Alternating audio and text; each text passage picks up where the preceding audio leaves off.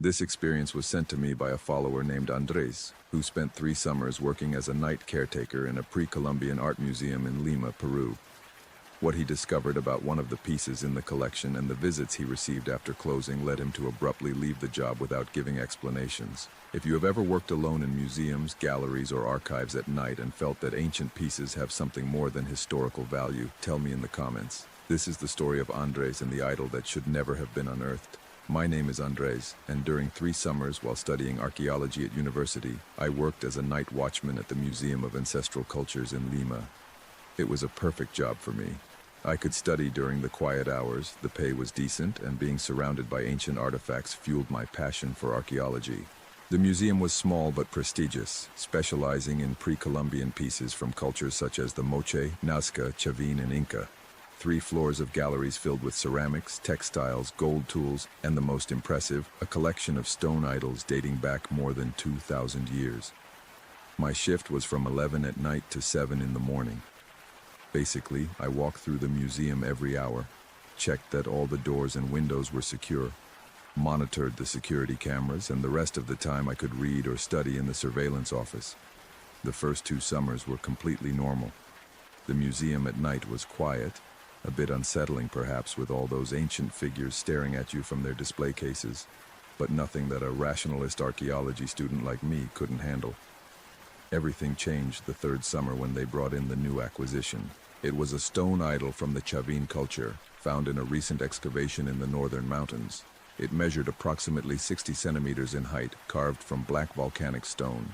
It represented a humanoid figure with feline features, almond-shaped eyes, prominent fangs, claws instead of hands. The Chavin were known for their art that blended humans with jaguars, snakes, and eagles. But this idol was different. There was something in its expression, in the way its carved eyes seemed to follow you no matter where you looked at it from.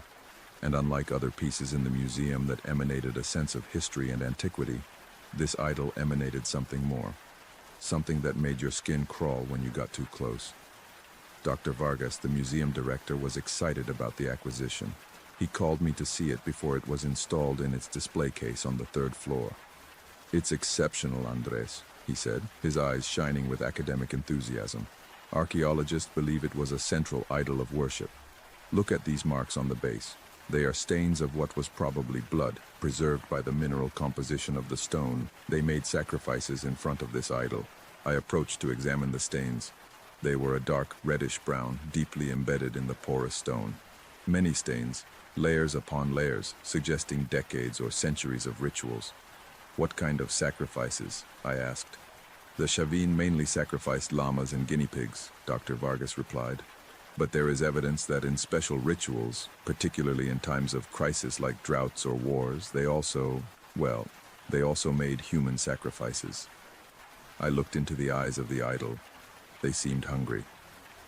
"When will you install it?" I asked. "Tomorrow. It will occupy the central place in the Chavin Gallery on the 3rd floor. It's going to attract many visitors once we announce its acquisition." That night, the idol remained in the preparation room in the basement, waiting to be cleaned and cataloged before its exhibition. I made my usual rounds, but I found myself avoiding the basement. There was no logical reason for it, just a feeling that I preferred not to be near that thing more than necessary. Around 3 in the morning, while I was in the security office, I heard something on the camera monitors. A sound, low, rhythmic, almost like chanting. I checked the screens. Everything seemed normal. The galleries were empty, the showcases intact. But the sound continued, clearly picked up by the camera's microphones. I took my flashlight and my radio and began my verification round. The sound was louder on the 3rd floor. It seemed to come from the Chavin Gallery, although that didn't make sense because the new idol had not yet been installed there. I entered the gallery. The other Chavin pieces were in their places, ceramics with jaguar designs, ancient textiles carefully preserved, copper tools, everything normal. But the chanting continued. And now that I was in the gallery, I could hear it more clearly. It wasn't coming from above. It was coming from below, from the basement. I went down the stairs to the preparation room in the basement. The door was closed as I had left it, but the chanting was definitely coming from inside. I opened the door slowly. The room was dark except for the emergency light above the door. The idol was where they had left it, on a work table in the center of the room. And around the table, barely visible in the dim light, there were figures. They were not solid. They were like three-dimensional shadows, human shapes without defined features. And they were kneeling around the idol, swaying, and the chant was coming from them. They were not words in any language I knew. They were guttural, rhythmic sounds that resonated at frequencies that made my teeth ache. I turned on the main light in the room. The figures disappeared instantly. The chant stopped. Only the idol remained, sitting innocently on its table, its stone eyes looking at me with what I swear was a hint of amusement. I convinced myself that I had been daydreaming, that the exhaustion from studying for my final exams was making me hallucinate. I closed the room and returned to the office, determined not to think about it anymore. But on the following nights, it happened again. The chant, the shadow figures, always around 3 in the morning, always in the basement near the idol. And after they installed the idol on the 3rd floor in its specially designed glass case, the apparitions moved with it. Now the figures appeared in the Shavin gallery, kneeling in front of the case, continuing their ancient ritual. I began to investigate. I searched the museum library for everything I could find about Shavin culture and its religious practices. What I discovered deeply unsettled me. The Shavin did not only worship their idols. They believed that the idols were inhabited by powerful spirits, entities that existed on a plane between the physical and the spiritual world. The Shavin priests acted as intermediaries, feeding these spirits with sacrifices and receiving in return power, knowledge, or favor. But there were warnings in the ancient texts. If an idol was not fed properly, if the rituals ceased, the spirit within would become hungry, restless, and it would begin to seek sustenance for itself. This particular idol had been unearthed from a temple that had been abruptly abandoned around the year 200 AD. The archaeologists did not know why the temple was abandoned. Theories included natural disasters, war, or social collapse. But the excavation records mentioned something strange. They had found skeletons in the temple, many skeletons, all in positions that suggested they had died during rituals. And all the skeletons showed signs of having died from violent causes not immediately before death, but over an extended period, as if they had been consumed slowly. One night, about 2 weeks after the idol was installed, the apparitions changed. The shadow figures no longer just knelt and sang. Now they moved through the museum. I saw them on the security cameras, gliding through the halls, examining other display cases, going up and down stairs, and they began to approach me. The first time someone approached me directly, I was on the 2nd floor doing my rounds. I felt a sudden chill, as if someone had opened a window in the middle of winter. I turned around and there it was, a shadowy figure less than a meter away. It had no face, but I could feel it watching me, studying me, evaluating me. I stepped back and stumbled into a display case. The figure moved closer, and then I heard a voice, not with my ears, but directly in my mind. The devourer is hungry. It hasn't fed in centuries. You could serve it. What? I managed to say out loud. Or you could serve in another way. Restore the rituals. Feed it properly. Become its priest in this new era. The figure extended what could be an arm towards me. I didn't want to know what would happen if it touched me. I ran. I ran down the stairs out of the building into the street. I stayed outside until dawn, trembling on a bench in a nearby park. I should have resigned that morning. But I was young, stupid, and proud. I thought I could handle this. That, as an archaeology student, I had to investigate this phenomenon, document it, understand it. So I went back the next night. The shadow figures were waiting for me. Dozens of them now, filling the museum. And they all moved with purpose, as if they were preparing something. I went straight to the Shavin gallery on the 3rd floor. The idol was in its display case, but something had changed. The bloodstains on its base looked darker, fresher, and the carved eyes had a sheen that hadn't been there before. "You've returned," said the voice in my mind. "Good. The devourer has chosen you. You can feel it, can't you? The pull, the call." And the worst part was that it was right. There was something about the idol that drew me in, like a magnet, pulling not my body but something deeper, my will, my soul. "What does it want from me?" I asked. "Renew the pact." The ancient priests fed the devourer and in return received power over life and death. Visions of the future, knowledge of hidden secrets. You could have the same. What price? A sacrifice every new moon, blood for the devourer. At first, small animals. Eventually, greater offerings. Human sacrifice, I said, feeling sick. You're asking me to kill people. The devourer does not distinguish. Blood is blood. Life is life. And those who serve the devourer are generously rewarded. One of the shadow figures partially solidified, taking on a more defined shape. It was a man, or had been one long ago. He wore the ceremonial robes of a Shivin priest. His face was gaunt, his eyes deep hollow. I served the devourer for 40 years, he said in a raspy voice. I saw the future, controlled the harvests, healed diseases. The power was intoxicating. And now? I asked. What are you now?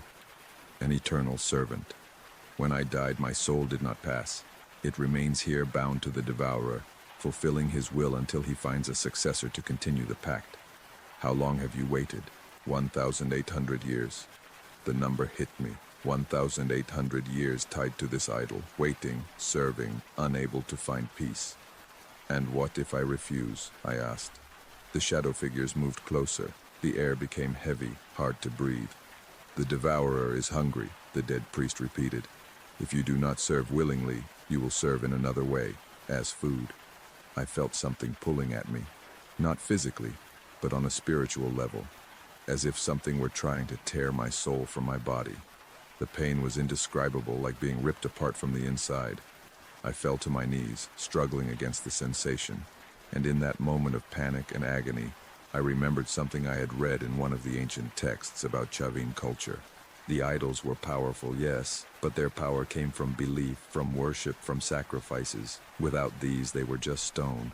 And there was a way to break their dominion, deny their divinity, reject their power, assert that they were nothing more than objects carved by mortal hands. No, I said, forcing the words through the pain. You are not a god. You are not the devourer. You are just stone, a rock carved by dead humans long ago. You have no power over me. The pull intensified as if the entity were furious at my rejection. You have no power, I repeated louder now. You are nothing, and I do not fear you. The shadow figures began to scream, a sharp and terrible sound that filled the museum. The idol in its display case began to vibrate, the bloodstains on its base glowing with sickly red light. But I continued. I do not recognize you. I do not worship you. I do not feed you. You are nothing to me. With each word, the pain diminished. The pull weakened, and the shadow figures began to fade, their forms becoming less substantial. The dead priest looked at me with what could have been desperation. Please, he pleaded. If I do not find a successor, I must serve forever. Please. But I stood firm. I am not your successor, and your pact ends here. With one last cry of frustration and fury, the figures disappeared completely. The idol stopped vibrating. The red glow faded, and I was left alone in the gallery, trembling but free. I quit that morning. I didn't wait until the end of my shift. I simply left my keys and my ID on Dr. Vargas's desk with a note saying that I had a family emergency and could not continue. He tried to contact me for weeks, offering me more pay, flexible hours, anything to get me back. I never responded. I have followed the news about the museum since then. The idol is still on display, and I have noticed something interesting. Every few months, there is a new story about some problem. A security guard who quit without explanation. A curator who had a nervous breakdown. A visitor who collapsed in front of the idol's display case and was taken to the hospital. And 6 months ago, there was a darker piece of news. An archaeology student who was interning at the museum disappeared. He was last seen on the 3rd floor in the Chavin gallery late at night. His body was never found. The case remains unsolved. The police have no leads. The museum has intensified security, but they still have no answers. I have my suspicions. I believe the devourer finally found someone less strong, less skeptical, more vulnerable to its promises of power. Someone who accepted the pact that I rejected. And now, there is a new priest serving a 2,000-year-old stone god in the heart of modern Lima, performing ancient rituals in secret, feeding the devourer with sacrifices that no one notices because the modern world does not believe in these things. Sometimes I wonder if I should have done more, if I should have tried to destroy the idol, warn the museum, something. But who would have believed me? And what could I do against something that has existed and accumulated power for millennia? What I did do was change my career. I no longer study archaeology. Now I study the history of comparative religions, specifically the psychological aspects of belief systems. It's my way of understanding what I experienced without having to face it directly again. But I know the truth. I know that there are things in museums around the world that are more than mere artifacts. They are anchors for ancient entities, for pacts that transcend time, for powers that modern civilization has forgotten but not eliminated. And I know that every night, on the third floor of the Museum of Ancestral Cultures in Lima, shadow figures kneel before a glass display case, singing in dead tongues, feeding something that should never have been unearthed. The devourer is still hungry, and now it has a new priest to satisfy that hunger. I can only hope that whoever accepted the pact eventually understands what I came to realize, that serving these ancient forces does not bring true power, only eternal slavery. But by then, it will probably be too late. The pact will have been renewed, and the cycle will continue for another 1,000 years. That's all Andres wanted to share about his experience. He told me he still has nightmares about the idol and completely avoids museums now, even during the day. If you have ever worked in museums, archives, or ancient collections and felt that certain objects have a presence of their own, share your experience in the comments. Sometimes what we preserve from the past includes more than history. Rest well. See you soon.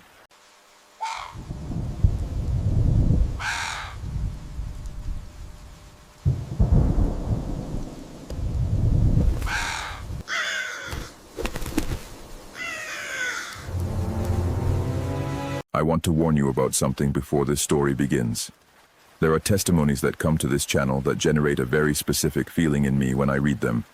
Something between unease and recognition, as if the person writing had touched something real that they shouldn't have touched.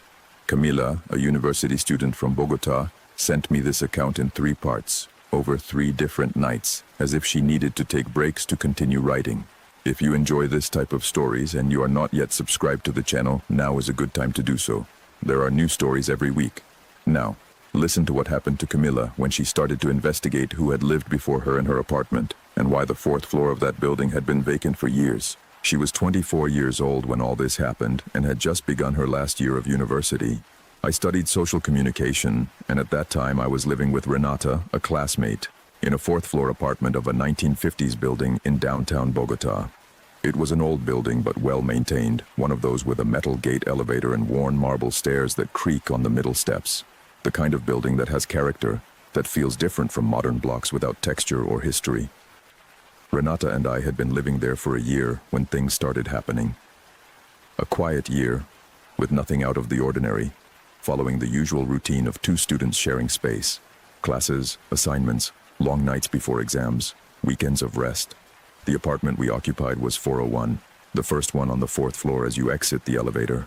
The 4th floor corridor had 4 apartments, 401 ours, 402 next door, 403 at the far left, and 404 at the far right.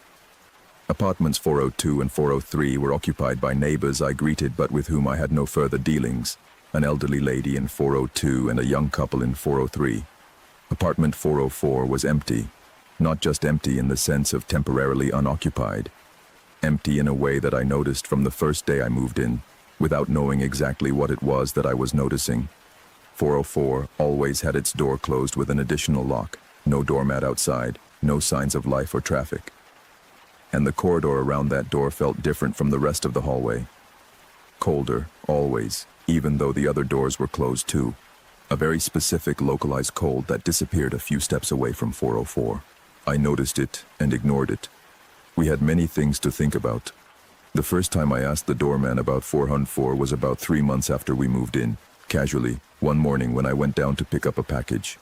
Mr. Heriberto was the doorman of the building, a man in his 80s, thin and quiet, who had been in that building for decades, and knew it like one knows an extension of one's own body.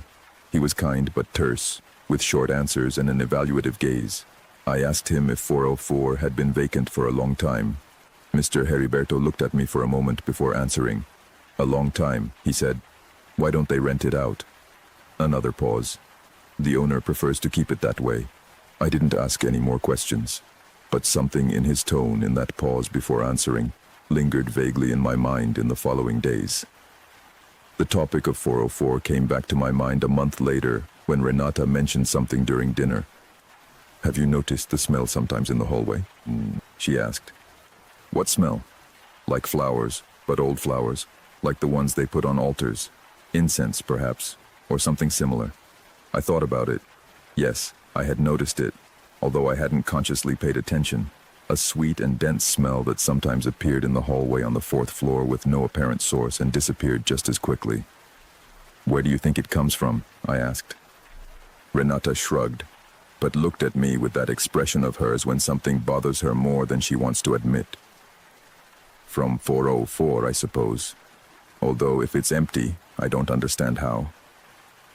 We didn't say more about the topic that night, but something had opened up between us, a shared awareness of the back apartment that until that moment each of us had processed in silence. The following week, while Renata was in class and I had the apartment to myself, I did something that in retrospect I shouldn't have done. I went to the hallway and stopped in front of the door of 404. It was a dark wooden door, thicker than the other doors in the hallway, with 2 locks instead of 1. The paint was in good condition, which meant someone was maintaining it even though no one lived inside. There was no mail slot. The absent doormat had left a rectangular mark on the hallway floor, slightly darker than the rest of the marble. I crouched down and tried to look through the lower keyhole. I saw nothing. Either the lock was blocked from the inside or there simply wasn't enough light on the other side. I stood up and placed my palm against the door. The wood was cold, much colder than the air in the hallway, which was already cooler than the rest of the floor. A chill that came from inside, as if on the other side of that door there was a space kept at a consistently lower temperature than anything the building's physics could explain. And then I heard something. It was very soft, almost imperceptible, and lasted only a few seconds. A sound coming from inside the apartment, like the brushing of fabric against the floor, like someone moving very slowly in a silent space. A movement, deliberate and slow. I withdrew my hand from the door and walked away from there with steps quicker than I would have liked to acknowledge. That afternoon I told Renata what I had heard. She listened to me with the expression of someone who wants to be rational but struggles to do so in light of certain details. "Camila," she said, "don't do that again." "Why?" "Because there are reasons why that apartment is closed, and they don't concern us. And because meddling in other people's doors in old buildings leads to nothing good." I listened to her. For a week, I kept away from the corridor more than necessary. I entered and exited our apartment without stopping. I looked down when I passed in front of 404, but I kept thinking, that's my nature. I can't leave a mystery without trying to understand it. I study communication precisely because I am fascinated by research, finding the stories that lie beneath the visible stories. And 404 was a story that lay beneath something. I felt it with a certainty that I couldn't rationalize but also couldn't ignore. I started indirectly. I went to the building administration, which was on the 1st floor, and asked the lady at the desk if they had any information about the history of apartment 404, under the pretext that I was doing a university project on historical residential architecture in Bogota. The lady looked at me with an expression that mixed kindness and something harder to read. "That apartment is not available for visits," she said. "I don't want to visit it. Just historical information. Who lived there? How long has it been vacant?" The lady typed something on her computer and spent a moment looking at the screen. "The apartment 404 has been unleased since 1987, she finally said. "The owner has renewed the management contract every year, but without leasing authorization. Do you know why?" Another evaluative look. "You would have to ask the owner directly." I couldn't contact the owner. The administration didn't give me their details, but the dates stuck with me. Since 1987. 30-something years with that apartment empty, paying administration fees, renewing contracts, without renting or selling it. That wasn't just negligence or disinterest. It was an active decision to keep it that way. I told Renata that night. "Since 1987, she repeated. "That's before both of us were born." "Exactly. Something happened there. Or someone doesn't want anything else to happen," Renata said, with a logic that seemed more disturbing than mine.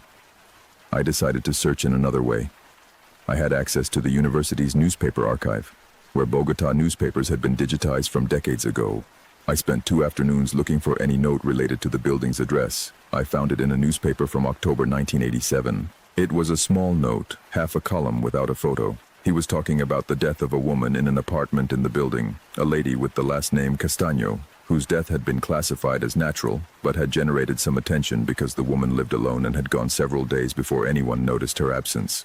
The note did not give the apartment number, but it did give the floor, the 4th. I searched more.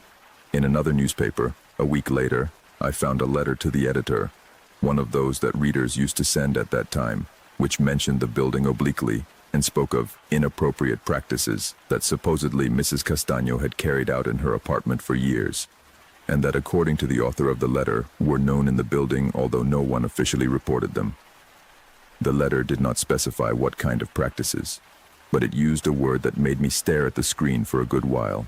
The word invocations. That night I did not sleep well. I showed the clippings to Renata the next day. She read them silently, with that expression of internal processing that I knew well. "Camila," she said when she finished, "I'm going to ask you something." "What?" "To stop here, to not keep searching." "Why?" "Because there's a difference between understanding something and getting involved. We've understood enough. There's a dead woman in that apartment for 30 years, or at least something related to her, and the owner of the apartment made the decision to keep it closed, probably for reasons we don't need to know in detail." I looked at her. "Have you felt something too?" I asked. "Not just the smell, something more." Renata took a moment. "Sometimes at night, I hear something in the hallway. Steps. Very slow. That stop in front of our door." I was frozen. "Why didn't you tell me?" "Because I didn't want you to do exactly what you're doing." I had 3 days of forced calm during which I tried to follow Renata's advice. I went to classes, worked on my projects, had a normal dinner, and slept reasonably. But 404 was still there, at the end of the hallway, and I was still the person who can't leave a mystery untouched. On the 4th night I broke. It was 1 in the morning, Renata was asleep, and I was awake with the laptop when I heard what Renata had described. Footsteps in the hallway. Slow, measured, with that particular rhythm that footsteps have when someone is not in a hurry because they have nowhere to go. I got up. I put on my shoes. I opened the apartment door carefully enough not to make a sound. The hallway was empty and dark, illuminated only by the emergency light at the end. The smell of old flowers was present with an intensity it hadn't had before, dense, almost physical, as if the air itself were impregnated, and the door to 404 was ajar, not completely open, just a few centimeters, enough for a faint, yellowish flickering strip of light to escape through the crack, like that of a candle. I stood frozen in the doorway of our apartment for what must have been several seconds. My brain was processing what my eyes were seeing with that slowness that comes when reality does not fit any known category. The door that was always locked with a double lock was open. There was light inside. There was someone inside. I walked toward 404. I know I shouldn't have done it. I know it clearly now, and on some level, I knew it at that moment. But there is something about certain thresholds, something in the combination of darkness and light and smell and the particular silence of dawns that suspends ordinary judgment and replaces it with something more akin to inevitable attraction. I reached the door of 404 and pushed it very gently. It opened without resistance. What I saw inside, I won't be able to describe with the precision I would like, because there are parts that my memory registered in a fragmented way, as happens with things that the brain doesn't have the category to archive completely. The apartment was large, larger than I expected, with high ceilings and walls that must have been white but were covered, from floor to ceiling, with something that took me a moment to identify. Papers. Hundreds of papers stuck to the walls, covered in handwriting, tight and small, in ink that seemed dark, but in the candlelight, which burned in chandeliers distributed throughout the space, had a tone I don't want to describe in more detail. The floor was covered with drawings made with something in powder, circles and lines that formed complex geometric patterns that spread across the entire surface of the apartment. There were objects in the center of the patterns, things I couldn't name, shapes that didn't correspond to anything I could easily categorize. And in the center of the apartment, with its back to me, there was a figure. It was a woman. Or she had the shape of a woman, tall, with long white hair completely loose that reached her waist, dressed in something dark and without a defined shape. She was standing still in the center of the floor patterns, with her arms slightly separated from her body. She hadn't moved when I opened the door. She didn't turn when I entered. But I knew, with a certainty that came from somewhere deeper than reasoning, that she knew I was there. "Who are you?" I asked.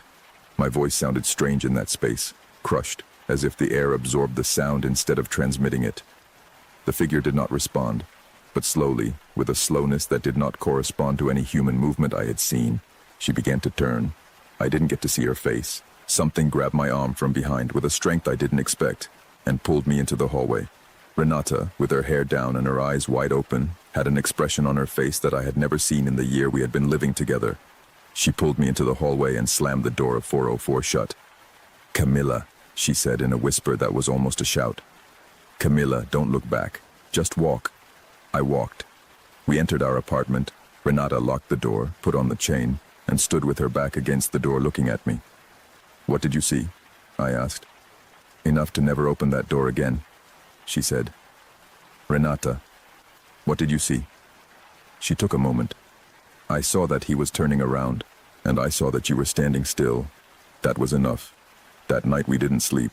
We sat in the living room with all the lights on until dawn. The next morning I went down to talk to Don Heriberto. No beating around the bush, no excuses. I went straight to the point. Don Heriberto, last night the door to 404 was open, and there was someone inside. The doorman looked at me for a very long moment. "Did you see anything?" he asked. "Yes." Don Heriberto nodded very slowly, with the expression of someone who has waited for this moment for a long time, and doesn't quite know how to handle it now that it has arrived. "Mrs. Castaño lived in that apartment for 40 years, he said. When she died, the apartment was left in the name of her nephew, who lives abroad. The nephew has never come to Colombia, but he has neither sold nor rented the apartment. When I asked him why, many years ago, he told me that his aunt had asked him to leave it as it was, that there were things in there that could not be moved or disturbed." "What kind of things?" Don Heriberto chose his words carefully. Mrs. Castaño was a woman who knew how to do things. She wasn't a bad person, that must be said. She was a quiet, polite neighbor who never caused problems. But she knew how to do things that most people don't know how to do. And for 40 years, she did those things in that apartment. When she died, what she had put in that space didn't leave with her. "And the door? How was it open?" Mr. Heriberto looked at me directly. "Sometimes it opens. Not often. But sometimes. As if what's inside wants someone to see it. Or as if Mrs. Castaño still wanted to receive visitors. That same afternoon, Renata and I started looking for another apartment. We left a month later. We didn't say anything to the neighbors or the management about what we had seen because we didn't know how to say it or if there was anything to say that would change things. The building is still there. Apartment 404 is still closed, I suppose, or open depending on what decides what lives inside. I never got to see the face of the figure that was turning. Renata says it's the best thing that could have happened to me. I don't know if I agree. Sometimes I think a part of me still wants to know what I would have seen. And that part worries me more than anything else. That's all Camilla wanted to share. That's what she sent me over 3 nights, in 3 parts, as if she needed to take a breath between each one. Camilla wrote to me that she finished her degree, that she now works at a digital magazine, and that she never returned to that neighborhood in downtown Bogota. She says there are streets that one decides not to cross anymore. Not exactly out of fear, but out of respect. I think it's a distinction worth making. Fear paralyzes, respect moves.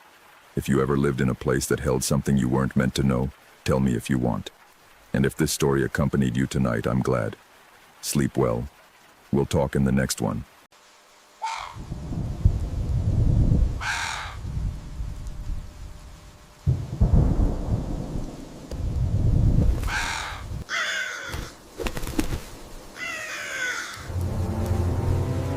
There are stories that one receives and needs a moment before narrating. This is one of them. It was sent to me by a follower named Andres from Venezuela, and what he describes happened during a job he accepted out of necessity in a town in the interior of the country. Andres did not believe in demons. He also did not believe in pacts. But there are things that one sees with their own eyes that leave them no choice but to reconsider everything they thought they knew. If you have a story that has marked you like this, write to me. I love receiving your accounts. And if you are hearing this for the first time and you like this type of content, welcome. Now, let's go with what happened to Andres the night he entered the wrong house. I was 29 years old when I accepted that job, and now I am 36. And there are still nights when I wake up at 3 in the morning with my heart pounding in my chest, not knowing exactly why. My body remembers even if I try to forget. My name is Andres, I am an electrician, and at that time I was doing contract work in different parts of the country because the economic situation didn't allow for much choice. When I was called for an electrical remodeling project in Cumana in the state of Sucre, I accepted without thinking twice. 3 weeks of work, accommodation included, reasonable pay. It was exactly what I needed at that moment in my life. The project was in a large house on the outskirts of the historic center, owned by a gentleman named Don Esteban who lived in Caracas, and wanted to remodel the property to rent it out. The house had been vacant for several years, and the electrical installation was a disaster. Old wiring, damaged panels, outlets that did not meet any current standards. It was a thorough job, one that I enjoy because it requires attention and cannot be done halfway. The accommodation the contractor found was a guest house 6 blocks from the house. Clean, basic, with breakfast included. The owner of the guest house was a woman in her 60s named Doña Petra, short, quick in her movements, and with a gaze that seemed to assess you in seconds. On the first day when I told her which house I was going to work at, she paused for a moment. "The house of Esteban Vargas?" she said. "The one on Bolivar Alley?" "That's the one," I said. Doña Petra nodded slowly with an expression I couldn't quite read at that moment but learned to recognize over time as caution. "Finish that job quickly," she said, "and don't stay after dark." I asked her why. "That house has a reputation," she said simply, and changed the subject. I didn't think much of it. Old houses always have a reputation. It's part of being old. The first day of work was completely normal. I arrived at 8 in the morning with my toolbox, inspected the existing installation, made the diagnosis, took measurements, and planned the materials. The house was large, 2 stories with high ceilings and thick walls like those built in the past. It smelled of confinement and stopped time, that characteristic smell of spaces that have been uninhabited for a long time. The windows had been closed for who knows how long, and when I opened some to ventilate, the light that came in showed me the dust floating in the air like suspended snow. Nothing unusual, nothing that warranted any warning. I worked until 6 in the evening, gathered my things, and went to the boarding house. I had dinner with Mrs. Petra and 2 other guests, a traveling salesman and a university student, and I went to bed early because the work for the next day was going to be long. The second day was just as quiet. The third one, too. I was getting used to the rhythm of work, to the house, to its own noises of old wood that expands with the heat and contracts at night. I learned it sounds like one learns the sounds of any space where one spends hours. It was in the afternoon of the 4th day when I noticed the room. It was on the upper floor, at the end of the hallway, with the door closed. It was no different from the other doors in the hallway, same size, same dark wood. But when I went to open it to inspect the interior electrical installation, the doorknob wouldn't turn. It was locked. I noted it down on my to-do list to report to the contractor. I needed to check that room too. I couldn't leave it out of the work without a reason. That afternoon, back at the boarding house, I mentioned the locked room to Mrs. Petra. Mrs. Petra looked up from her things and looked at me. "What room?" she asked. "The one at the end of the upstairs hallway, to the left." Doña Petra placed what she had in her hands on the table with a care that seemed deliberate to me.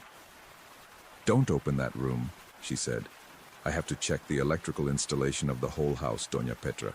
That includes that room. Tell the contractor that that room has no wiring," she said. "It has always been that way. It doesn't need checking." I looked at her for a moment. "How do you know that?" Doña Petra held my gaze. "I've been in this neighborhood since I was born, Andres. I've known that house since before you were born." I asked her what was in that room. Doña Petra fell silent for several seconds. Then, in a lower tone, she said, "The previous owner of that house was a man named Celestino Mora.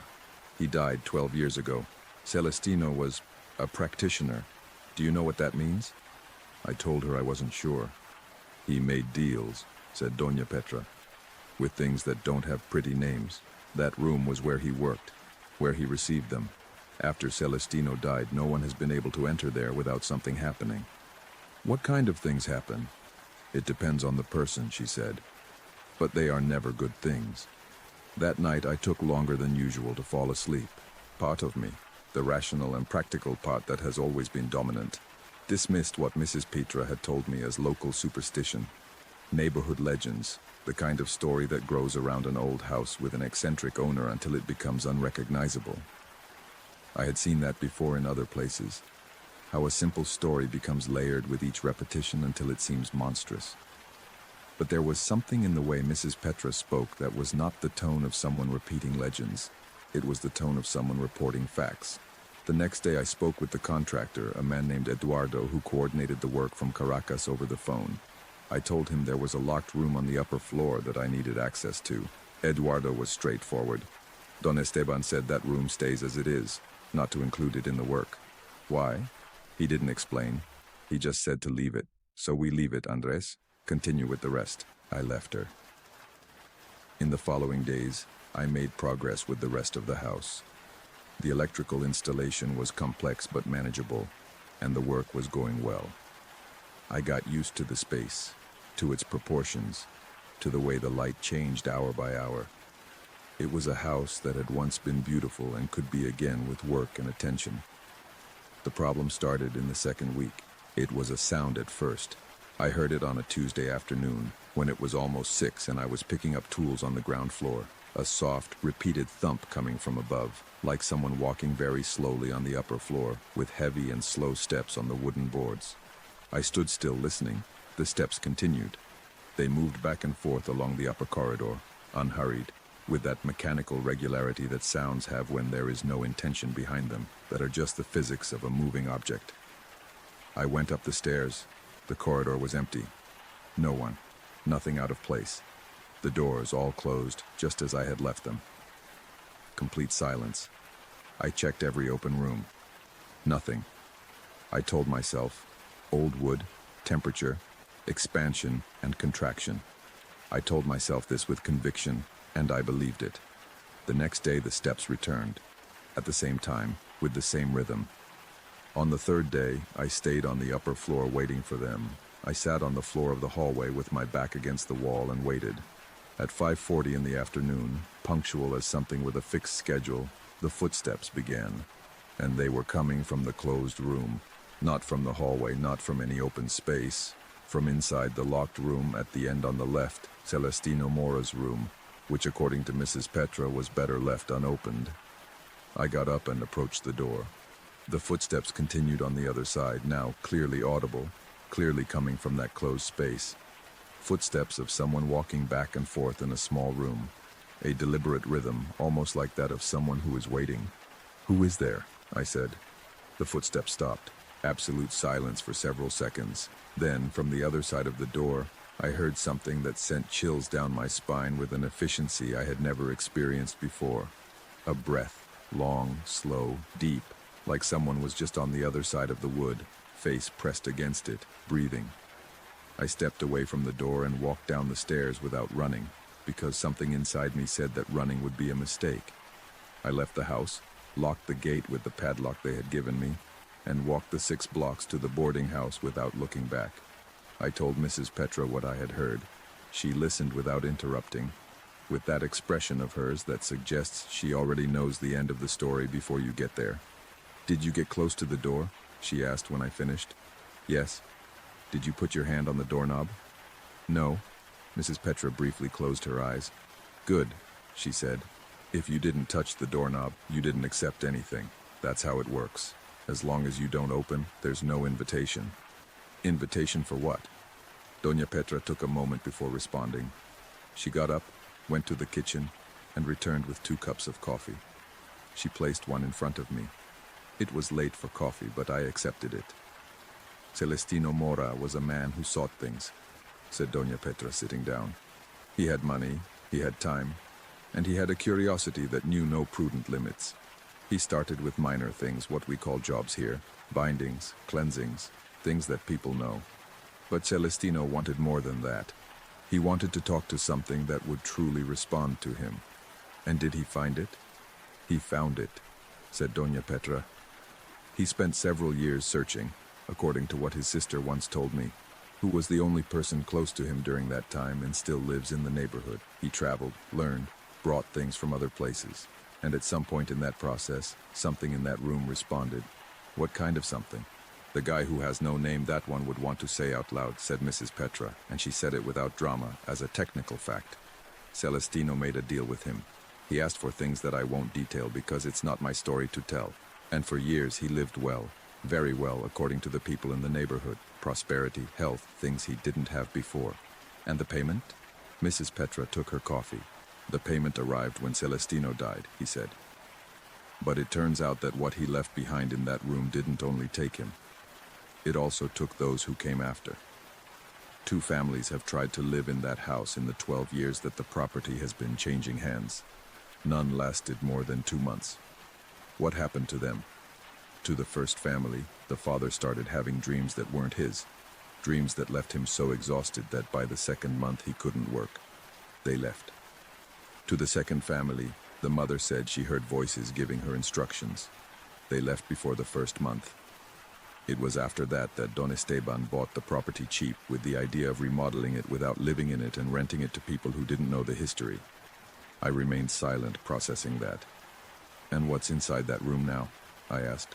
What has always been there, said Mrs. Petra, and will continue to be there as long as no one moves it, confronts it, or opens that door. Sometimes you hear it, sometimes you feel it, but as long as no one enters, it stays inside. Like the mirror of your history, I said without thinking. Mrs. Petra looked at me without understanding the reference, because it was only mine. As long as you don't open, there's no invitation. I repeated her words. Exactly, she said. Finish your work and leave, Andrés. This is not your story. The following days I spent with that in my head. I kept working, I kept progressing, and the footsteps continued every afternoon at the same time. I got used to them in a way that does not make me proud.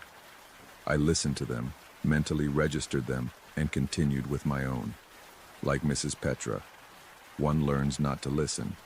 But on the night of the 14th day, something changed. That night I made a mistake. I had forgotten a tool at home.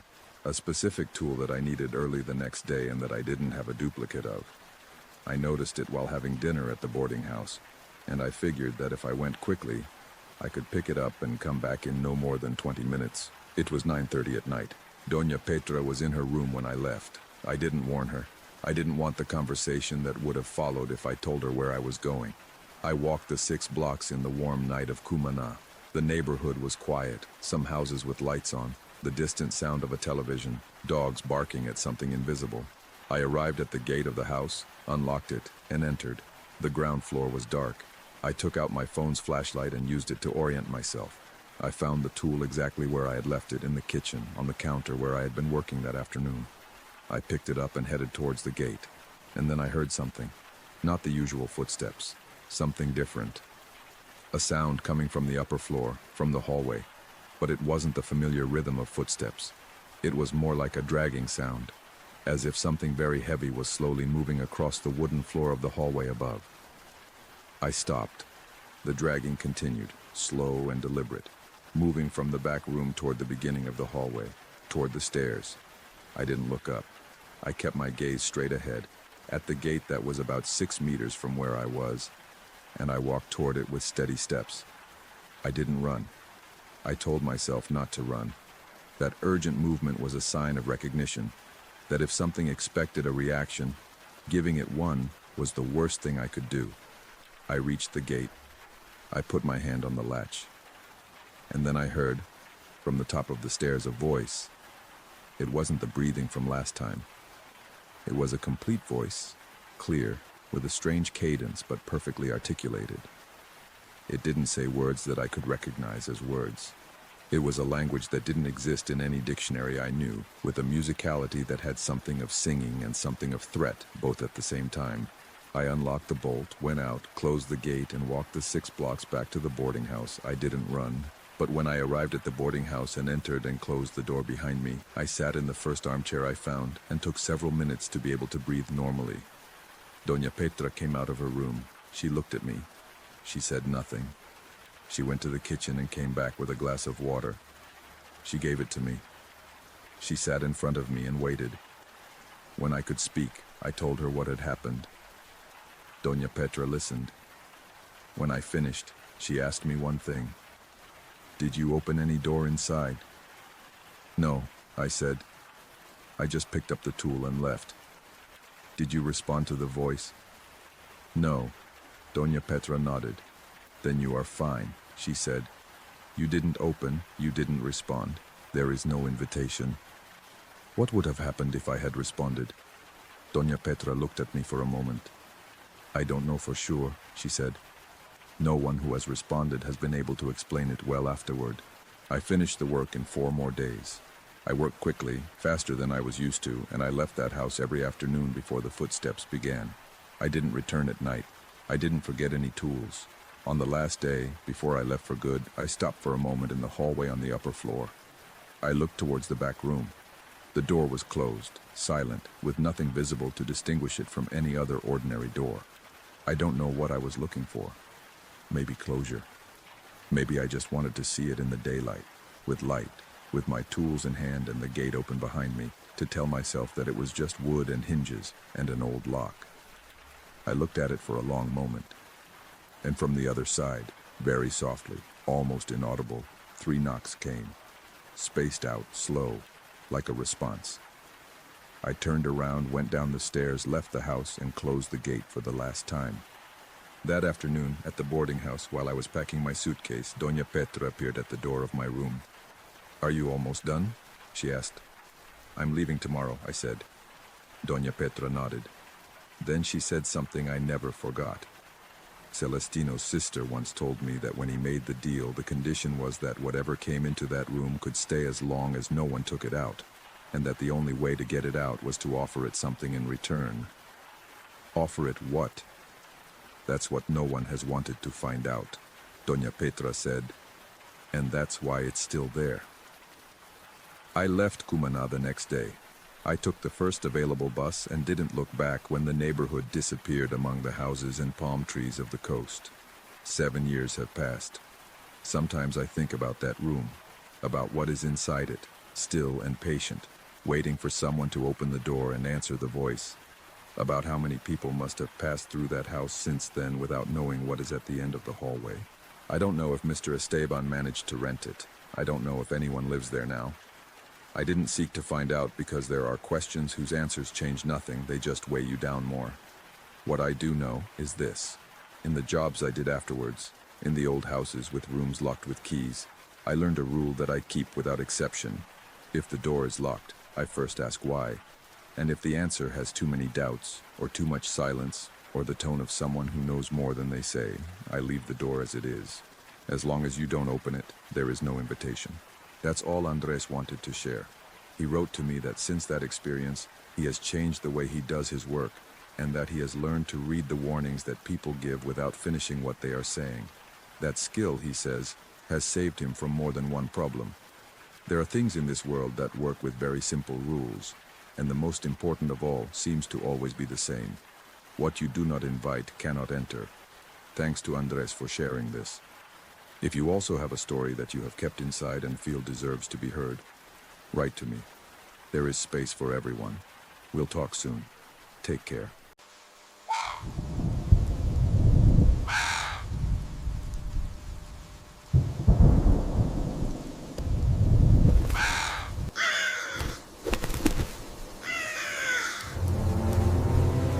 There are messages that arrive and one knows immediately that they will not be able to ignore them. This one was sent to me by a listener named Catalina, and she sent it to me at 3 in the morning, which already says something about the state in which she wrote it. She told me that she had tried to fall asleep and had been unable to, that she had been unable to for weeks, and that writing it was the only way she had found to get out of her head what she experienced last winter in her family's house, a house in the mountains where she and her brother went to spend a few days after their father's funeral. If you are listening to this and have something you need to share, the comments are open. Now let me take you to that house, to that winter, and to what Catalina found behind a door that her father had specifically asked her never to open. My father died on a Tuesday in February. Not dramatically, not suddenly. He had been sick for 2 years, and the last few months had been a gradual decline that everyone in the family saw coming.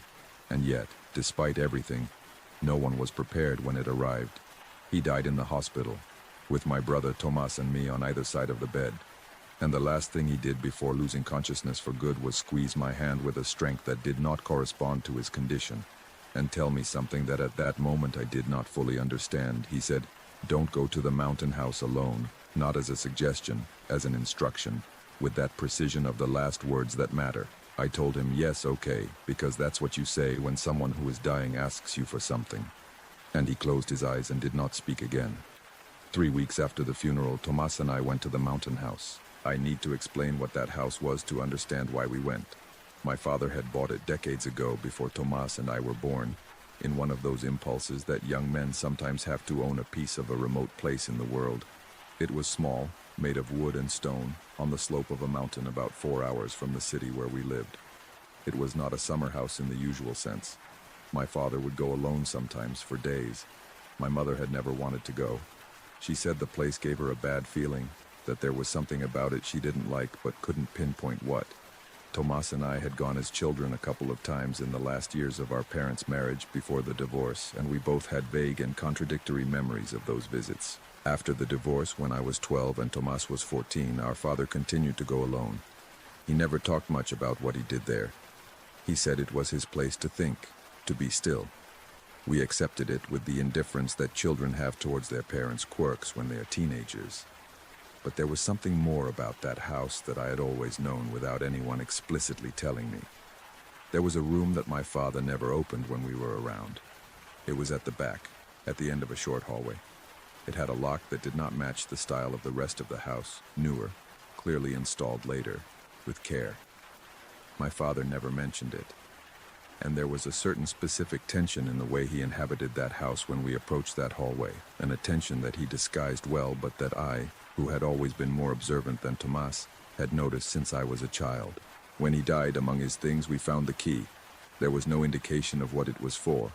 There was no note, just a key in the drawer of his desk at home, which Tomas recognized immediately. "It's for the house," he said. "Which lock?" I asked, although I knew. Tomas looked at me, the one in the back room. We looked at each other in silence for a moment, and without speaking about it further, we both knew we were going to go. I remembered what my father had told me in the hospital. Don't go alone. And I wasn't going alone. I was going with Tomas. I convinced myself that that was enough. We arrived at the house on a Friday afternoon, with the sun already setting behind the mountains and the cold of the mountain settling in the air with that specific density it has in February, when winter has not yet said its last word. The house had been uninhabited for months. It smelled closed, of cold wood, of that particular smell of places that have been alone for a while. We turned on the heating, opened windows to ventilate, made the beds with linens we found in the hallway closet. These were practical gestures that were also gestures of something else, of beginning to understand that our father was no longer going to do those things himself. That night we did not open the room. We had for dinner what we had brought from the city, spoke little, and went to bed early. It was one of those nights when the tiredness is not physical but of another kind, the accumulated fatigue of weeks of mourning and paperwork and difficult conversations. I fell asleep quickly, which was a relief. But I woke up at 3 in the morning, not because of a sound exactly, but because of the absence of sound. The kind of silence that has a specific weight, that feels different from the normal silence of 4 in the morning. I stayed still listening, and it was then that I perceived it. A smell, soft, barely perceptible. A smell of old smoke, of something burned a long time ago that had no obvious source in a house with electric heating. I got up. I walked through the house. Everything still. Tomas was sleeping in his room, the kitchen, the living room, the bathroom, everything normal. I stopped in front of the short hallway at the back. The smell was stronger there. It was coming from behind the closed door. I went back to my room. I didn't sleep anymore that night. I didn't. The next morning, with coffee in hand and daylight streaming through the windows, Tomas and I took the key from the drawer where we had kept it and stood in front of the door to the back room. Tomas had the key. I was a step behind. The hallway faintly smelled of that old smoke, although weaker than the night before. "Are you sure?" Tomas asked me. "No," I said honestly, "but open it anyway." He inserted the key. He turned it. The mechanism yielded with a clean click, and the door opened inward. The first thing was the smell. More intense now, old smoke mixed with something that took me a while to identify and that I finally recognized as incense, the specific thick kind used in certain religious rituals which seeps into the walls and lingers for years. And beneath that, something harder to name, something organic and ancient. The room was small, smaller than I expected, as if the walls had been modified at some point to reduce the space. There was no window. The only light came from the open door behind us. In the center of the room was a low table made of dark wood. On the table were things arranged with a precision that was clearly intentional. Several candles of different sizes burned down to various levels, some to the base. A clay bowl with dark residue at the bottom. Several small objects that took me a while to identify. Bones, I thought at first, but looking at them more closely, they were branches of carved wood, shaped in forms I did not recognize. And in the center of it all, on the wood of the table, something traced with a dark material that could have been charcoal or something different from charcoal. A design, complex, symmetrical, with an internal logic that was perceptible even though I could not decipher it. On the walls there were marks as well, not painted but engraved, in the wood, covering practically the entire surface of the four walls from floor to ceiling. It took me a moment to realize that they were words, not in Spanish, not in any language I recognized. A writing that could have been ancient or could have been invented, executed with a meticulousness that represented hours, days of work. "Dad did this," Tomas said. It wasn't a question. "Yes," I said. We stood in the doorway without entering. I was registering every detail with that attention the brain adopts when processing something that has no available category to classify it. Tomas still had his hand on the doorframe. "How long do you think it's been like this?" he asked. "I don't know." I looked at the candles, the distribution of dust on the table, the condition of the marks on the wall. Years, many years. Tomas exhaled slowly. "What was he doing here?" he said, and in his voice there was something that wasn't exactly fear, but something adjacent to fear, the feeling of having discovered that someone you knew had an inner life you never imagined. I didn't respond because I had no answer. We spent that day going back and forth to the room. We didn't enter, or at least I didn't enter. I stayed in the doorway looking, trying to understand what was in front of me. Tomas did enter at noon, being careful not to touch anything. He examined the marks on the walls up close, photographed everything with his phone, looked under the table, and found a flat wooden box that he carefully took out and opened in the room. Inside there were papers, many papers. Handwritten in my father's handwriting with dates spanning decades. The oldest were from before Tomas and I were born. The most recent were dated the previous year when my father was already ill. We read them for hours. It was a diary, although not exactly. It was more like a record. My father documented on those papers something that had begun long before Thomas and I existed, something he called by different names at different times. The deal, the agreement, the debt. The first papers spoke of a period in his life when things had gone very wrong, a crisis I had never known because it happened before I was born, debts, the threat of losing everything, and of someone he had found or who had found him, someone who had offered him a way out. The details of that meeting were fragmented and sometimes almost incoherent, as if my father had wanted to record it but also wanted not to say it too directly. There were references to a place in the mountains, to a nighttime meeting, to words that were spoken and that he noted phonetically because he didn't know how to write them any other way. And there was a description of the agreement that made its fundamental content clear, even though the precise details remained obscure. My father had asked for something, and something had given it to him, and in return he had to keep certain conditions open for the rest of his life. The room was part of those conditions. What was in it? The candles, the marks, the bowl, all of that was the maintenance of something he had committed to decades ago, and that had to be sustained continuously. The most recent papers, written with the shaky handwriting of his illness, had a different tone than the previous ones, more urgent, more worried. The last note, dated just 4 months before his death, said this, and I remember it exactly because I read it so many times that I memorized it without intending to. "I haven't been able to keep the conditions this month. My body won't allow it. I'm afraid of what comes when I can no longer do it. I'm afraid of what will remain unfinished. I don't know how to finish it without consequences.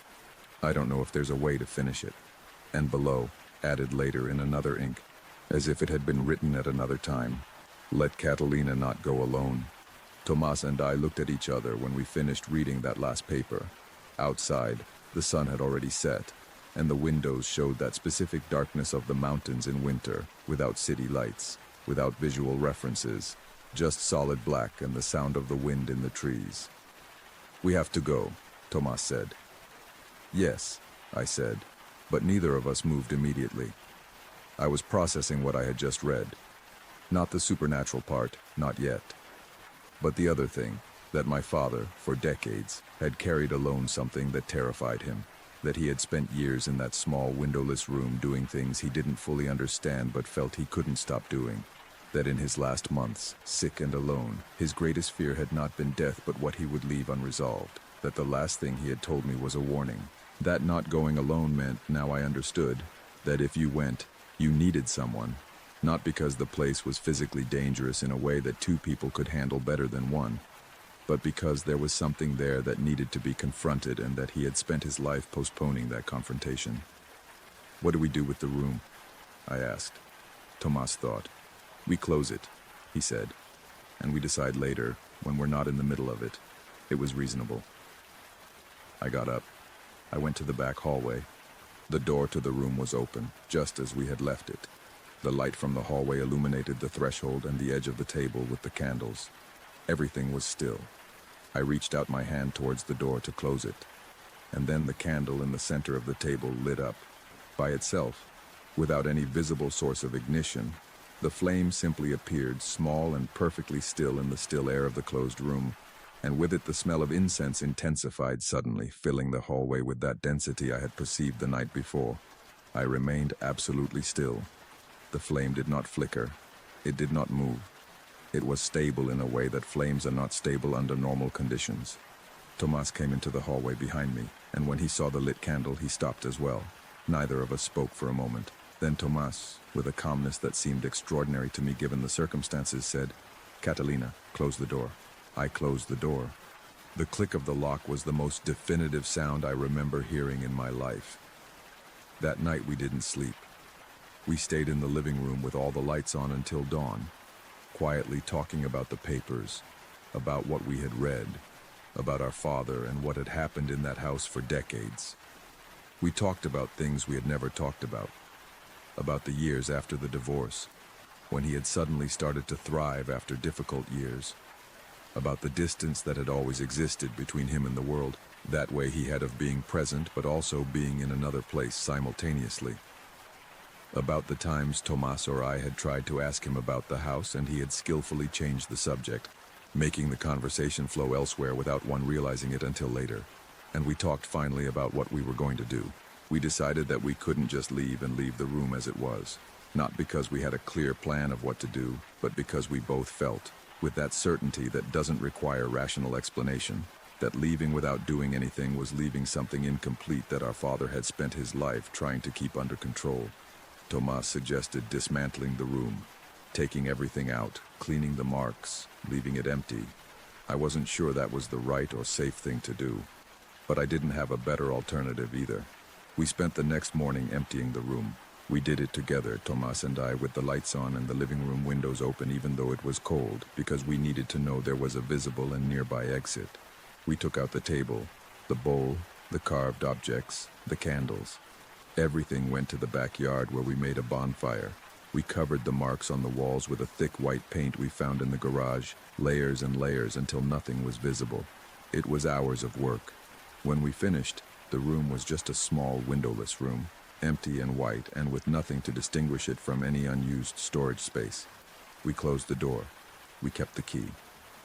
That night I slept, deeply, without interruptions, for the first time since we had arrived. We left the house the next day with the first light.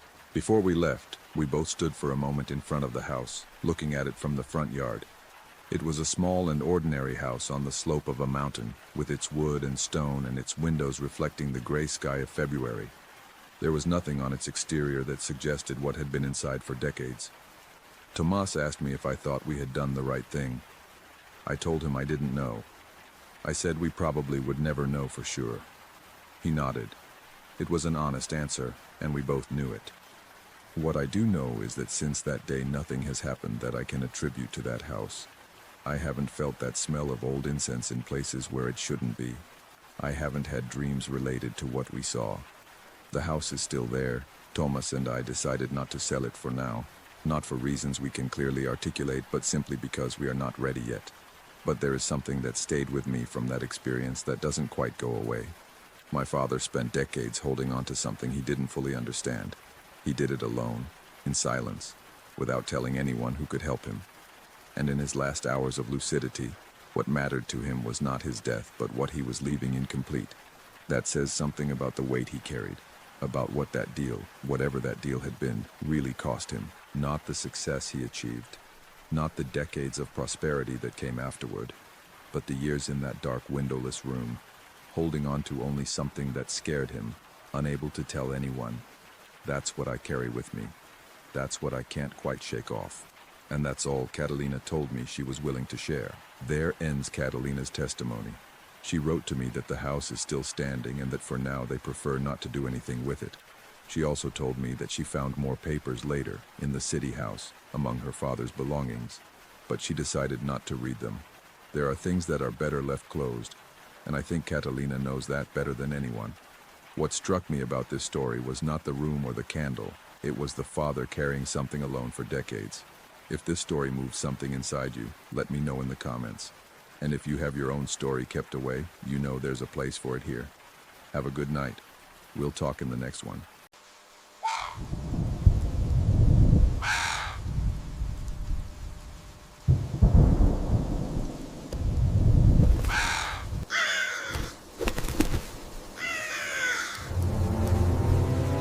Before this story, I want to tell you something. The testimonies that affect me the most are not those of monsters or dramatic apparitions. They are those of completely normal people who, at some ordinary moment in their lives, come across something that doesn't fit into any framework they know. Lucia wrote to me 3 weeks ago. She is an architect, works with plans and measurements and structural logic, and yet what she told me has no explanation that she can support. If you also have something like that stored away, something that doesn't add up and that you haven't been able to tell anyone, write to me. But now, join me inside a colonial building in the historic center, and to what Lucia found in the basement during a restoration that no one should have started. I have been working in the restoration of historic buildings for 15 years. It is a job that requires a particular way of seeing things. It is not enough to know about structures and materials, although that is the foundation. One must learn to read a building as one reads a text. Each layer of paint over another, each repair on top of a previous one, each modification that someone made at some point for a reason that the building still holds even though the person is no longer there. Old buildings have memory. I knew that since I started in this, and for 15 years it seemed to me a nice metaphor and nothing more. After the Carranza building, it stopped seeming like a metaphor. The Carranza building is in the historic center of the city, on a corner that has been called that since the 18th century, although the current building is from the 19th century. 4 floors, gray quarry facade, entrance hall with arches leading to an interior courtyard with a dry fountain. It had been at different times a family home, a minor convent, a warehouse, and government offices. When it was assigned to me, it had been abandoned for 12 years, with structural damage on the 3rd floor, and a basement that no one had catalogued because access was blocked by a partial collapse of the internal staircase. The task was to carry out a complete survey before deciding whether the building was restorable or if only the facade needed to be demolished and rebuilt. Routine work for someone with my experience. I assumed it would take me 2 weeks, 3 at most. I started on Monday. My assistant on that project was Camila, who had been working with me for 2 years and had that uncommon combination of technical precision and genuine curiosity that makes someone very good at restoration. Camila measured, photographed, and took notes with an efficiency that had earned my trust since the first project. We dedicated the first day to the exterior and the courtyard. The building was in better condition than I expected from the outside. The load-bearing walls were still solid, the humidity was manageable, and the damage on the 3rd floor was localized. I began to think it would be a relatively clean restoration. At the end of that first day, while we were packing up the equipment in the courtyard, Don Heriberto appeared. He was a man of about 75 years, very thin, always wearing a white shirt, buttoned up to the collar regardless of the heat. He was the caretaker of the building, or had been for the last 20 years, a figure that the municipal agency managing the property had forgotten to remove when they abandoned the premises. Don Heriberto continued to come every day, sweeping the courtyard, keeping the entrances closed, living in the caretaker's room next to the hallway with a small stove and a bed. No one had evicted him because no one remembered he was there. He introduced himself very formally, told me he was the building manager, and then, without me asking anything, added, "You can't go down to the basement." I told him that the basement was part of the survey and that we needed to catalog it. Don Heriberto looked at me with small, very calm eyes, which do not betray urgency, even if they feel it, and said, "You don't go down to the basement. That has always been known here." I asked why. "Because it has an owner," he said, and didn't add anything else. That night I told Camila what the old man had said while we were reviewing the plans in my office. Camila smiled in her practical and affectionate way and said, "All old buildings have a man like that, who knows things no one asked him."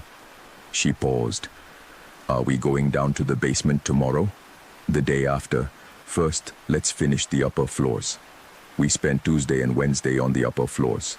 The third floor had the most severe damage, a sagging ceiling beam, dampness that had seeped in for years through a crack in the roof, some walls with cracks that required intervention, but nothing that couldn't be treated. Camila measured and I dictated, and the work progressed with that satisfying rhythm of things coming together as they should. On Thursday we reached the basement. The internal staircase that led down to the basement had partially collapsed, as previous reports had stated. The first 3 steps had given way, but further down the staircase remained intact. With a portable ladder, we salvaged the fallen section and descended. The basement was large, much more than the superficial plan suggested. It extended beneath the entire building in a series of chambers connected by low arches, with vaulted brick ceilings that moisture had darkened to nearly black. The floor was made of packed earth. The air was dense, with that particular smell of spaces that have been unventilated for decades. Old earth, damp wood, something mineral that I couldn't identify. We turned on the portable lights and began to work. The first chamber had nothing particular. Masonry walls, empty niches that had served for storage, a drainage channel in the center that no longer functioned. Camila measured and I took notes. Ordinary work. The second chamber was deeper, connected to the first by a low arch that forced one to bend down. There, the floor had something different. In the center, in an area of perhaps 2 meters in diameter, the floor was darker than the rest, with a different texture. As if at some remote time, there had been a hearth or something that burned regularly. I photographed that in detail, noted the dimensions, and moved on. The third chamber was at the back, separated from the second by another arch. This one smaller, barely 1.5 meters high. I had to bend down quite a bit to pass through. Camila entered behind me. This chamber was different from the other 2. It was smaller, almost circular, with a lower ceiling, and on the walls there were engravings. Not paintings, but engravings, lines traced directly into the stone with some sharp instrument, with a depth that spoke of patient and repeated work. The engravings covered all 4 walls from floor to ceiling, and although I did not recognize any writing system in them, I did recognize that they had an organization, that they were not random. There were figures that repeated, something that could be a tree, or could be a human figure with arms raised, something that could be an eye or could be a sun, and a smaller figure, repeated dozens of times in different sizes and positions, that I did not know what it was. Camila stood still beside me, looking at the walls. "Lucia," she said softly, for no apparent reason to lower her voice. "I see," I replied, also in a low voice. We photographed everything, every wall, every section, the details of the repeated figures. It took longer than expected because it was important material, the kind of finding that completely changes the approach to a restoration. We went up to the courtyard and found Don Heriberto sweeping by the fountain, as if he had been waiting for us. He looked at us when we came out and said, without any prior question, "You've seen the engravings." It wasn't a question. "Did you know they were there?" I asked him. "Everyone who has taken care of this building has seen them," Don Heriberto replied. He continued sweeping. "Long before I did. and everyone knew the same thing, that that chamber is not to be touched. What's in that chamber, Don Heriberto? The old man stopped sweeping. He looked at me for a moment, then looked at Camila, and then looked back at me. The one who takes care of the building, he said. What do you mean by that? Don Heriberto leaned the broom against the wall of the fountain with a calmness that contrasted with the weight of what he was saying. When they built this building, or when they built what was there before the building, they made a deal. He paused. Someone who lived in that place before there was a city wanted to stay there, and those who built on top let him stay in exchange for taking care of the building. Another pause. What is in that chamber is not a ghost, it is not a dead person, it is something that has always been there and has been taking care of this place for centuries. Camila and I looked at each other. A goblin? Camila asked, with a mix of curiosity and skepticism that was very much her. Don Heriberto twisted his mouth a bit, as if considering whether that word was appropriate. Something like that, he finally said. Although that name comes from children's stories and what is down there is much older than any story. That afternoon, back in my office, I searched for historical references about the Carranza building. I found what is usually found in the archives of colonial buildings: property records, transfers, some partial plans from the 19th century. But I also found something I didn't expect. A marginal note in an inventory from 1887, written in small handwriting and faded ink, which said, "The bottom basement is not to be intervened. Condition of the property since foundation." Since foundation. No further explanation. I slept poorly that night, not because I was exactly afraid, but because I had too many questions and no satisfactory answers, and that combination always keeps me awake. On Friday, I returned to the building alone before Camila arrived. I wanted to speak with Don Heriberto without an audience, with more time and more calm. I found him in the doorman's little room, drinking coffee from a tin cup. I invited him to talk, and he nodded without surprise. We sat in the courtyard, with the morning still cool, and the city beginning to wake up outside the walls. I asked him everything I wanted to know. Don Heriberto responded patiently, with the calmness of someone who has had a long time to organize what he knows and is willing to share it with anyone who is willing to listen. He told me that his predecessor, the caretaker before him, had explained the rules of the building on the first day of work, just as his had explained them to him. An oral transmission chain that Don Heriberto did not know how many generations it had. The rules were simple. Do not go down to the bottom basement, except to ensure that everything is in order. Do not move or touch the engravings. Do not bring metal objects to the bottom basement, especially tools.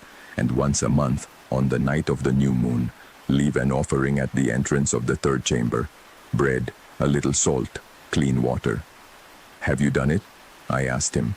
The monthly offering. Since the first day, Don Heriberto said without hesitation. 20 years. And have you seen anything? Have you ever seen what is in that chamber? The old man took a moment before answering. Once, he said. Years ago, when I was just starting out. I went down to leave the offering and took longer than usual because I tripped in the dark. He paused. When I turned on the flashlight, I saw something in the arch of the third chamber, at the threshold. What did you see? Don Heriberto clasped his hands over his knees. Something small. Another pause. Like a child. But it wasn't a child. The proportions were wrong. The arms too long, the head too big, and the eyes. He stopped. The eyes were the only thing that shone with the flashlight, like a cat's eyes in the dark, but in a color I couldn't name. What did you do? I put the offering on the ground as quickly as I could and went back up. Don Heriberto looked at me, and I never went back down to leave the offering at night again. Since then I leave it at noon. Did you see it again? No, but sometimes when the building is very quiet, you can hear something. Small footsteps in the basement, or something moving between the rooms. A pause. But that tells me it's still there, that it's still watching over. I asked him what it meant for it to watch over, if anyone had seen concrete evidence of that. Don Heriberto nodded slowly. This building has been abandoned for 12 years, he said. Without maintenance, without intervention. The stone facade is perfect. The load-bearing walls have no structural damage. The roof has withstood 12 years without anyone checking it. He looked at me. Have you seen abandoned buildings for 12 years in this climate? I had seen it. Buildings that in 5 years without maintenance turned into ruins. The Carranza building, after 12 years of abandonment, was in a condition that I had considered surprisingly good on the first day. I didn't respond, but I thought about it. Camila arrived mid-morning, and we worked the rest of the day in the first 2 levels of the basement, carefully cataloging but without approaching the 3rd chamber. I had decided not to go back in there without knowing exactly for what and with what. It was that afternoon, almost at the end of the day, when the first thing happened. We were in the 2nd chamber, Camila measuring the drainage channel, and I was checking the masonry of the north wall. The portable light was between the two, casting a stable white light over the space. The light went out. There was no electrical failure, no prior flicker. It simply went out, abruptly, and we were left in total darkness. Total darkness in a basement is different from any other kind of darkness. There is no residual light source, no reflection from any origin. It is a complete denial of vision, so absolute that the brain starts to construct images where there is nothing. Camila said my name in the darkness. "Here I am," I said. "Don't move. I'm going to turn on the phone." I turned on the phone's flashlight.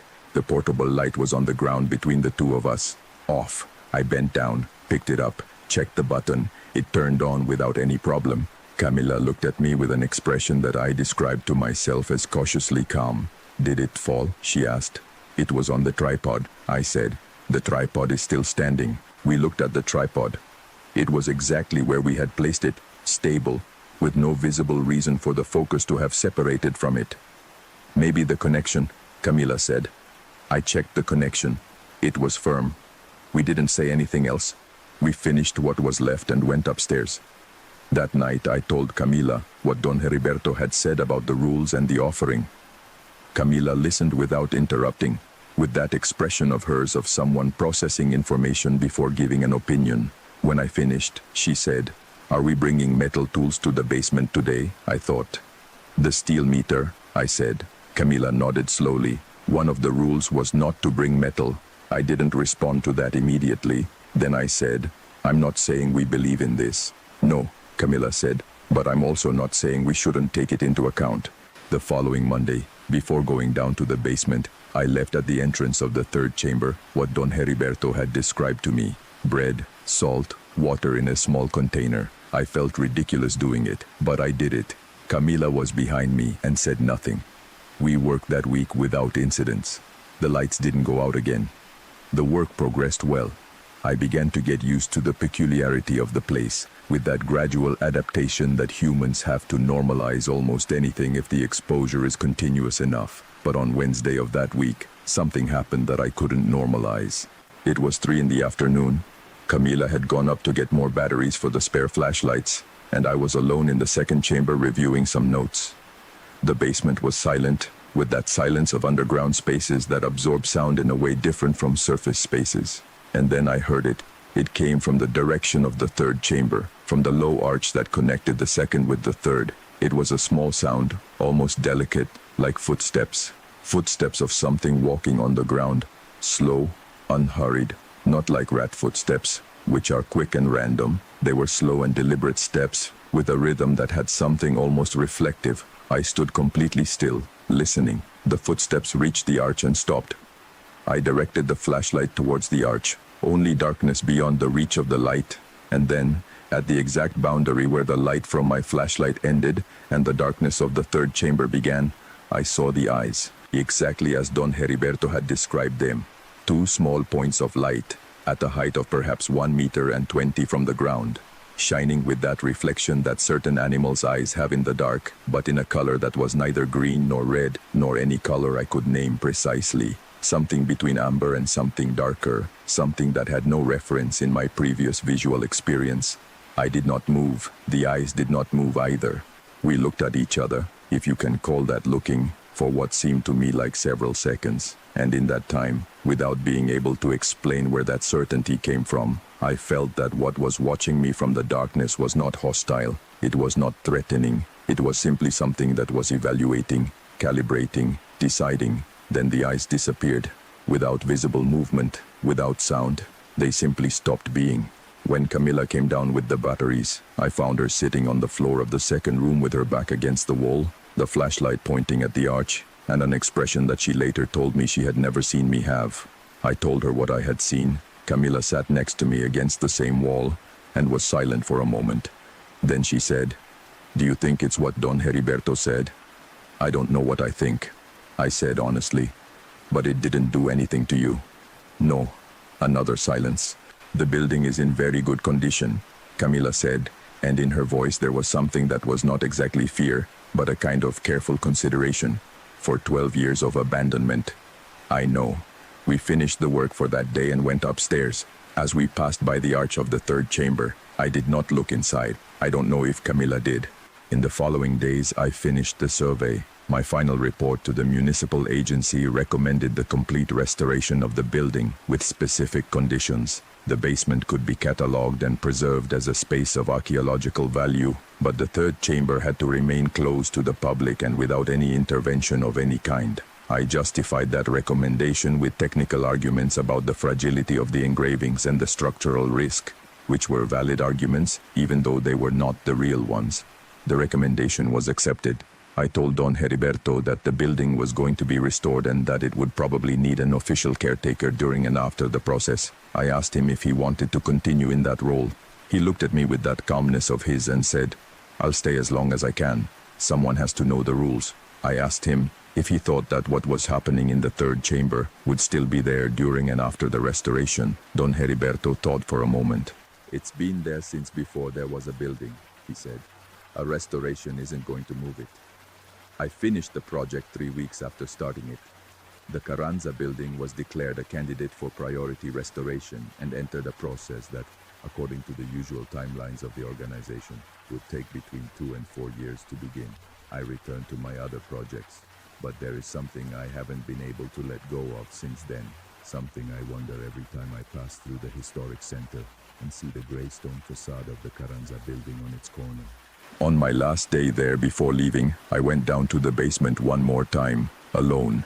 I reached the arch of the second chamber and stood there, without a flashlight on, in the darkness, for a moment, and I said, in a normal voice, as one speaks to someone in the same room, "The building is going to be restored. The third chamber will not be touched. The rules remain." Silence. And then, from the darkness of the arch, the sound of something moving. Small deliberate steps retreating toward the back of the third chamber. I didn't see the eyes that time, but I heard it move away, and something in that sound, in that quiet and unhurried retreat, gave me the feeling that whatever was down there had understood. Or maybe it simply continued doing what it had always done, which is to take care. That was 8 months ago. The restoration of the Carranza building has not yet begun. Don Heriberto is still there, sweeping the courtyard, leaving the offering every new moon, taking care of what he has been taking care of for decades. And the third chamber remains closed. For now, that's the only thing I can say with certainty. And that's where what Lucia wanted to tell me ends. She told me that she still passes by the Carranza building from time to time, that she looks at the facade from the sidewalk and thinks about what is underneath, in that third chamber with its engraved walls and its eyes in the darkness. What stuck with me the most from her story is this, that there are things that did not come after us, but were there before, and learned to coexist with what came on top. If this story made you think of something, I would love to read it in the comments. And if you have a story of your own waiting to be told, you know there's a place for that here. Take care. We'll talk soon.